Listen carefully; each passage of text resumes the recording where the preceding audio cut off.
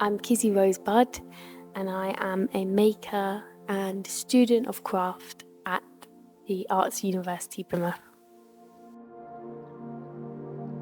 Before I get on the wheel, I do tend to have quite a strong image of what I want or the type of object that I'm hoping to make. I sometimes tend to draw it out, but quite rarely, to be honest.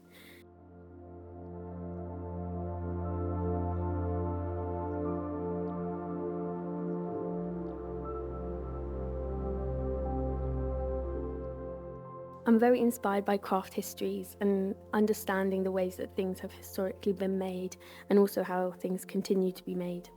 I think I tend to gravitate towards objects that have already been used and clothes that have been worn. And I think there's a lot of beauty and poetics in things that have aged and faded.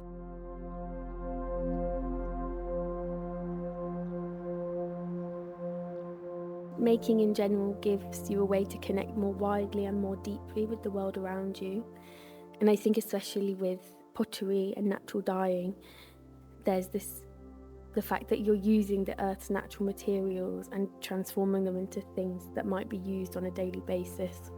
I also find that making has been a way for me to keep learning and be taken down paths of interest that I think I might have dismissed or previously found difficult to connect with. I think my path into ceramics kind of started out a bit of a DIY route, and I started off by painting some terracotta pots that were in my garden.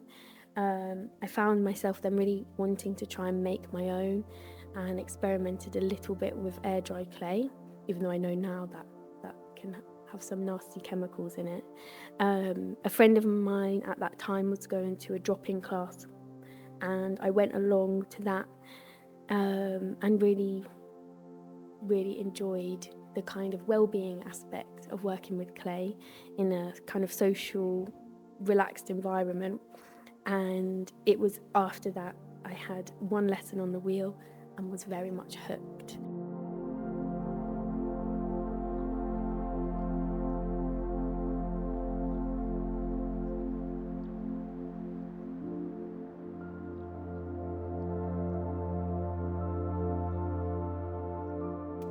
If you're in the right headspace, you can really get into the rhythm of it.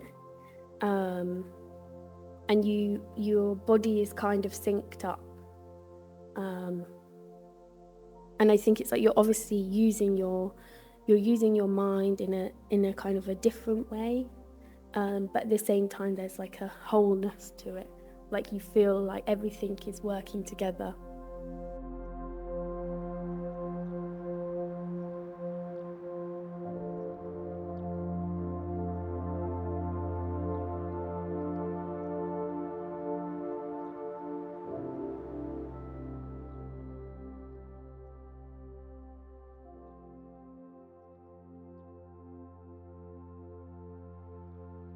I think as an artist, especially somebody working predominantly in kind of like physical materials, is trying to be as low impact environmentally and being resourceful and circular.